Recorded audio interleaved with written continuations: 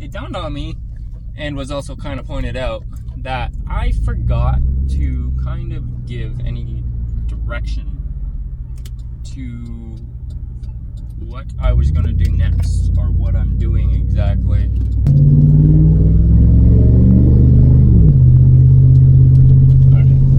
So it dawned on me that I kind of lacked giving any direction to what I'm doing with the truck, or I'm going to go with the next video, anything like that.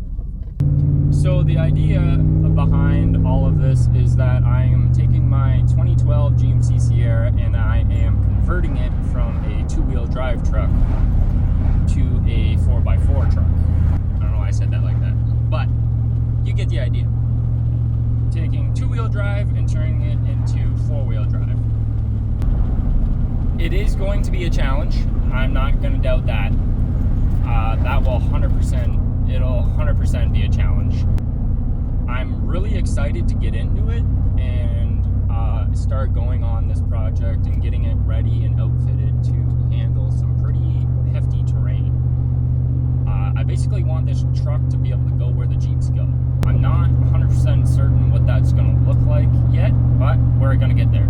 I do plan on doing as much custom work as I can, but I am limited given, everything that I have. If you've seen my first video, you've seen I don't have a shop. I'm doing this on the side of the road at best.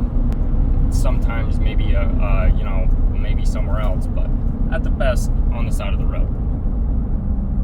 It's a love-hate relationship I have with my truck's exhaust.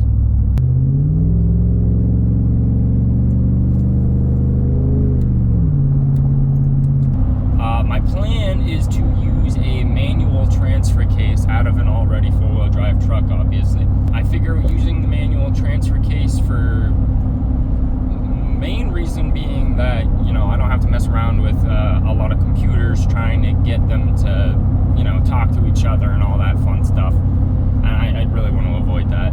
Two, the shift on the fly transfer cases, I'm not digging them, but I'm digging them a little bit. Once they do actually get a little bit of mud up in there, I have had a lot of friends with similar style transfer cases have issues with it going back into two-wheel drive and stuff like that afterwards, because the motor is just not strong enough to push through the mud and stuff like that. So I really want to avoid that, and I like the idea of having a shifter. We're going with the manual transfer case option. After that, I am going to be using the transmission I have now, which is a 4L60E, which is just an R400 with overdrive. I do have a Gen 4 drivetrain, so it's going to be interesting. I've got to talk to some people over at HP Tuners and a couple of other sources to find out how I'm going to approach the ECM issue with the 4 low. So I can put all the manual stuff in, and yes, in theory, yes, I will have four-wheel drive. 4 high should work, no problem. But the issue arises when we come to shifting down into 4 low.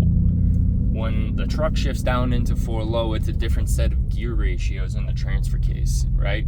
So the computer doesn't know what to do with those if it's a two-wheel drive ECM, or at least a two-wheel drive programmed ECM. So that's a problem we're going to have to face. Along with the ECM issue, the transmission, because I'm not using a four-wheel drive transmission, I'm going to be doing a little bit of a hack and tap. The output shaft either can be changed out or it can be cut. So that's what we're going to do. We're going to cut the output shaft down to the proper length for the transfer case to slip on. And then I have to install a seal at the tailstock, because the tailstock that the housing that I'm going to be removing off of my transmission is equipped with the seal currently. That needs to be moved back. Yeah, it's going to be a lot of fun. I really want this thing to go see some really awesome trails, and I want to tape all of it and just, I don't know. This will be the first build for the channel, that's for sure. If this one gains enough traction, who knows what else I can build. I want to do some classic car builds and resto mods.